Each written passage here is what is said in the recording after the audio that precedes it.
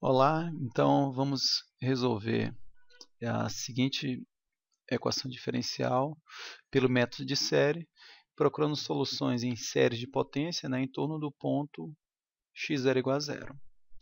Então, nossa solução y ela é da seguinte forma: somatório, do k indo de zero a infinito, de ak x elevado a k, porque é em torno do ponto x0 igual a zero. Então, aqui você tem x menos x0 elevado a k, ou seja, x menos 0 elevado a k. Eu vou ter que derivar essa função duas vezes para substituir aqui nessa EDO. E a própria y eu vou colocar aqui também na minha equação, para você chegar na relação de recorrência e assim conseguir determinar todos os ak's, que é o que você precisa para determinar a sua y. Perceba que um dos a's nós já temos, que na realidade é o a0. Por quê? Se você escreve aqui de maneira mais explícita, você tem que essa série aqui é a0 mais a1x mais a2x² mais etc. Então, quando você fizer y de zero, y de zero, o que vai acontecer? Todas essas parcelas aqui, a partir do termo A1, vão ser zeradas, porque tem um x. O x vai ser substituído pelo zero. Então, vai ficar A0 mais 0, mais 0, mais 0, mais 0. Ou seja, só sobra o A0. Então, o y de 0 é igual a 0.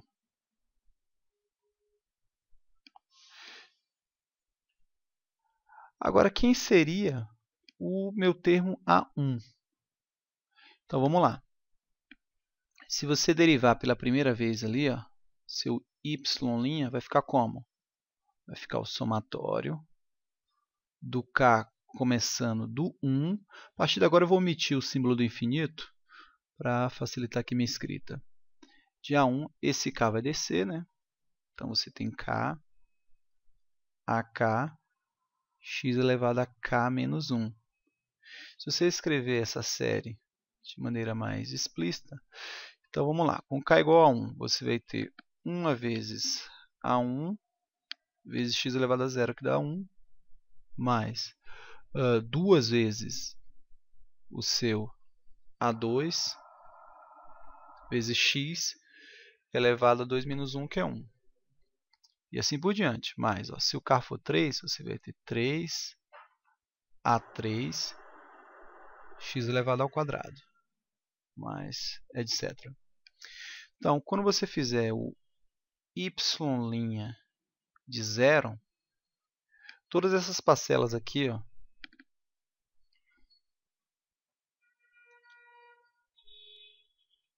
essas parcelas aqui, elas vão desaparecer porque o x será substituído por 0.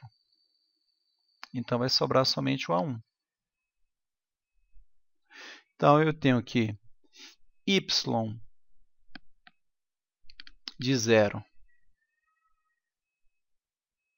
vale A0.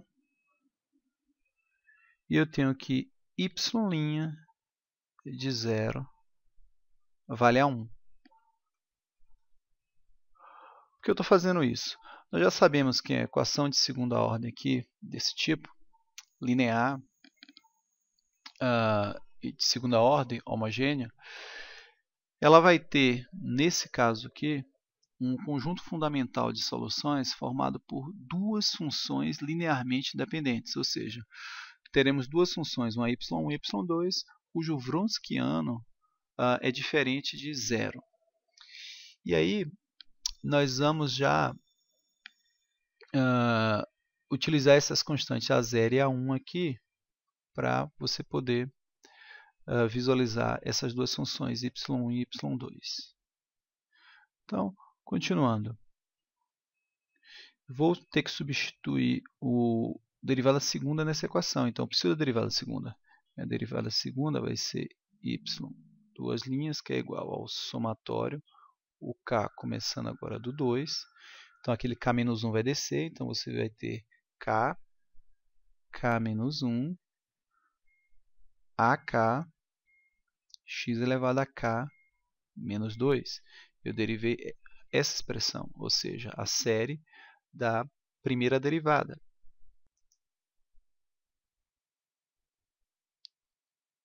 Então, agora nós vamos pegar a expressão do y duas linhas, que está aqui, a expressão do y, que está aqui, essas duas séries, né? E vamos substituir na nossa equação diferencial, que é y duas linhas menos y igual a zero.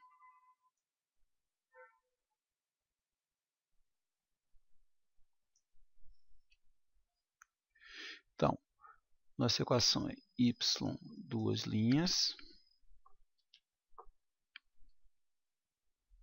menos y igual a zero. Ou seja, somatório do k indo de 2, de k menos 1, ak x elevado a k menos 2, menos o somatório de k igual a zero, ak x elevado a k, agora igual a zero. Nós simplesmente estamos substituindo a série do y duas linhas, que está aqui, e a série para o y, que está aqui. ak x elevado a k começando do zero.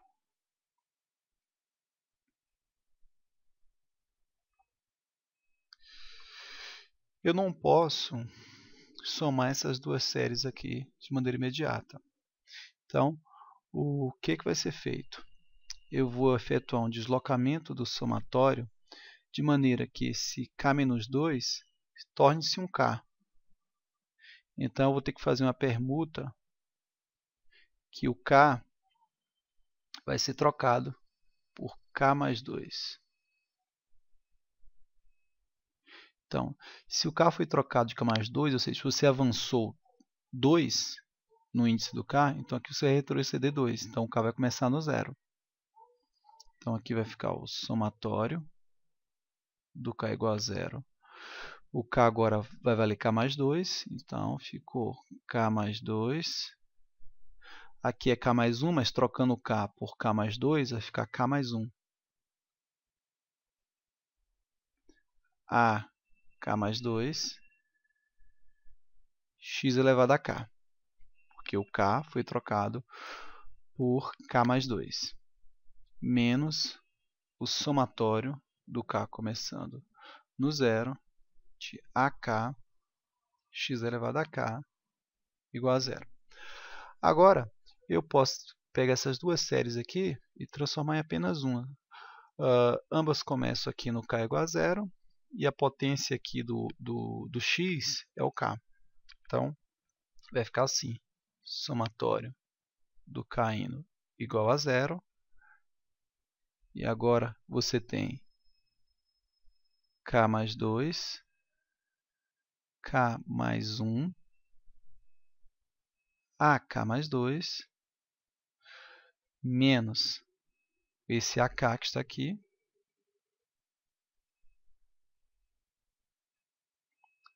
vezes xk, que é igual a zero. Okay? Então, você está ganhando a seguinte relação, que o que está dentro desse colchete, desse par de colchetes aqui, vale zero. Essa vai ser a nossa relação de recorrência. Então, nós temos que k mais 2 vezes k mais 1 vezes ak mais 2 menos ak é igual a zero. Em outras palavras, você tem que o ak mais 2 é igual a k mais 2 K mais 1. E aqui tem o AK. Então, AK mais 2 é igual a AK dividido por K mais 2 vezes K mais 1. Então, como o K começa do zero, perceba que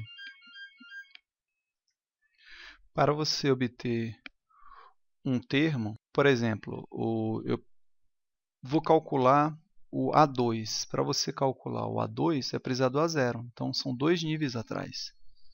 Se eu for calcular o A5, porque esse K aqui vale 3, então você precisa do A3. De maneira geral, você, para calcular os ímpares, você usa o A1, porque com A1 você gera o A3, com A3 você gera o A5, com A5 você gera o A7 e assim por diante. Para calcular os termos de índice par, você precisa do A0.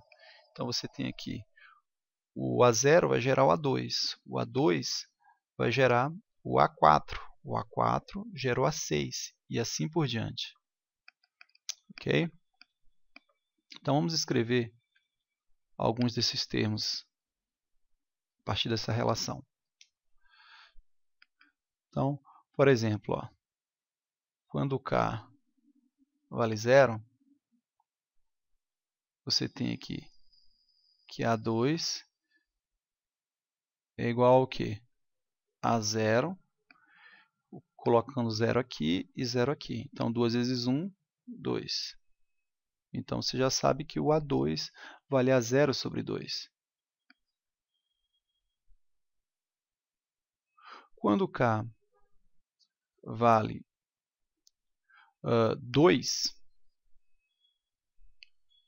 estou calculando somente os termos pares.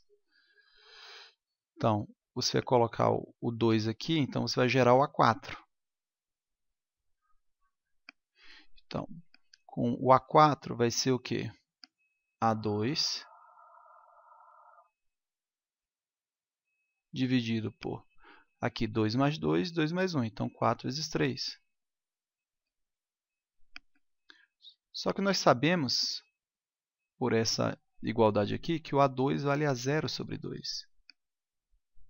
Então, o A2 é a 0 sobre 2. Portanto, o meu A4 ficou a 0 dividido por 4 vezes 3 vezes 2. Vou calcular apenas mais um aqui. Então, nós temos que o nosso K4 vai gerar o A6. O A6, por essa expressão aqui, que é o K igual a 4, é A4 dividido por 6 vezes 5. Basta você substituir K igual a 4 na nossa relação de recorrência aqui. Só que nós sabemos que A4 vale a 0 dividido por 4 vezes 3 vezes 2.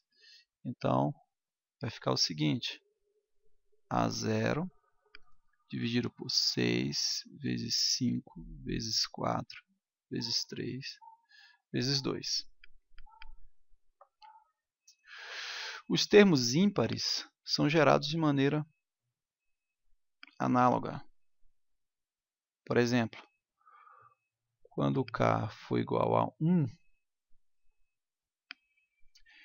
eu vou gerar aqui o meu A3. Então, o A3 é igual a A1. Estou aqui utilizando a minha relação de recorrência. Então, vai ficar o A1, 3 vezes 2. 3 vezes 2. Quando K agora for igual a 3, então vou gerar quem? O A5. O A5 vai ser igual ao quê? A3 dividido por 5 vezes 4.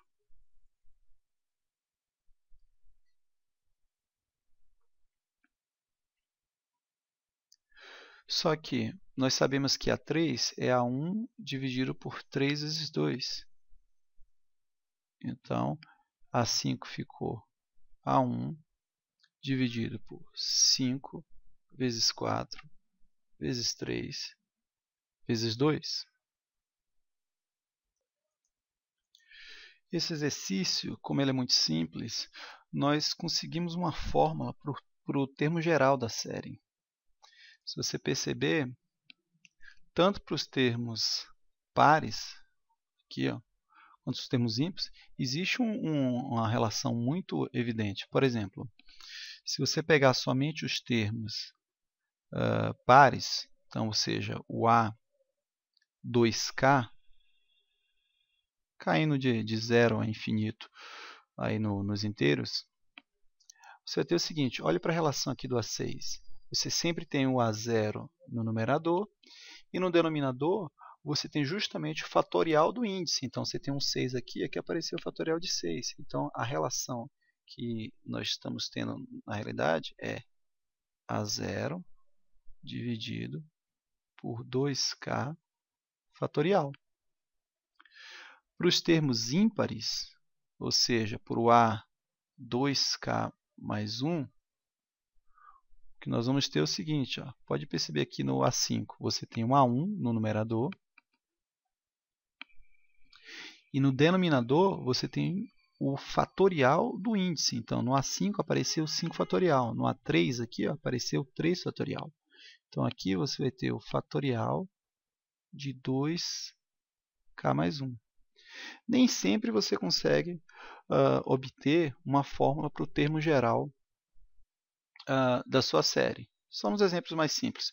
O mais importante é você chegar na relação de recorrência, porque com a relação de recorrência você consegue gerar todos os termos da sua série. Okay? Mas como esse exemplo aqui é um exemplo simples, onde nós poderíamos até ter feito calculando os zeros da equação característica, porque a ideal que nós temos é a y duas linhas menos y igual a zero. Calculava os zeros da equação característica e nós montaríamos a nossa solução da maneira que aprendemos anteriormente. Então aqui nós vamos ter a seguinte expressão para a nossa y. Lembre-se que nossa y de x era igual ao somatório do caíno de 0 a infinito, mas vou omitir o infinito, de AK x elevado a k. Só que eu posso separar essa série aqui numa série para os termos pares, mais uma série dos termos ímpares. Ou seja, essa série aí é igual ao somatório do caíno igual a 0, do A 2K, vezes x elevado a 2K, mais o somatório do caíno de 0 de A 2K mais 1 vezes x elevado a 2K mais 1. Então, essa primeira série aqui corresponde aos termos pares e essa aqui aos termos ímpares. Então, minha y ela foi dividida nessas duas séries aí. E agora eu vou substituir nos termos gerais aqui, que é o A2K e o A2K mais 1, as suas expressões que nós obtemos anteriormente. Então, eu tenho aqui a y de x é igual ao somatório do k igual a 0 a infinito, do A2K, mas A2K é A0 dividido por 2K fatorial. Então, A0 dividido por 2K fatorial, apenas 2K. Deixa eu apagar isso aqui. 2K fatorial, x elevado a 2K, mais somatório do caíno de 0 a infinito, do A 2K mais 1, que é essa expressão aqui, A1 dividido por 2K mais 1 fatorial. Então, A1 dividido por 2K mais 1 fatorial vezes x elevado a 2K mais 1. Como A0 e A1 são constantes, a gente pode colocar para fora aqui dessa série, né? Então, para fora do símbolo do somatório. Então, você vai ter aqui, colocando A0 para fora. Então, eu tenho A0, somatório que vai do 0 a infinito. Agora eu vou colocar aqui infinito. Do x elevado a 2k dividido por 2k fatorial. Mais o A1, colocando o A1 para fora. Somatório do k indo de 0 a mais infinito. Do x elevado a 2k mais 1 dividido por 2k mais 1 fatorial. Se vocês relembrarem a nossa aula de revisão sobre séries de potência, então nós calculamos a série de Taylor da função cosseno hiperbólico. Então, aqui é justamente cosseno hiperbólico de x mais A1. E essa outra série aqui dos termos ímpares é justamente a série de Taylor do seno hiperbólico de x. E aí nós chegamos à solução geral da nossa equação diferencial, que é a y duas linhas menos y igual a 0. Como eu disse anteriormente, essa equação ela poderia ter sido resolvida você calculando aqui a equação característica, que seria r ao quadrado menos 1 igual a 0. E aí você ia encontrar as raízes e você ia solucionar. Porque aqui você tem a EDO de segunda ordem, né, linear, coeficientes constantes, homogênea. É o nosso primeiro método de resolução que nós vimos nesse curso. Com relação ao raio de convergência da nossa série solução, nossa y aqui, nós já sabemos que o raio de convergência é infinito. Primeiro porque aqui você tem o cosseno hiperbólico e o seno hiperbólico. Essas duas funções aqui possuem como domínio todos os números reais, mas nem precisaria chegar a ter a solução para determinar que o raio de convergência realmente é infinito, ou seja, para todo x real, minha série da y aqui, ela converge. Por quê?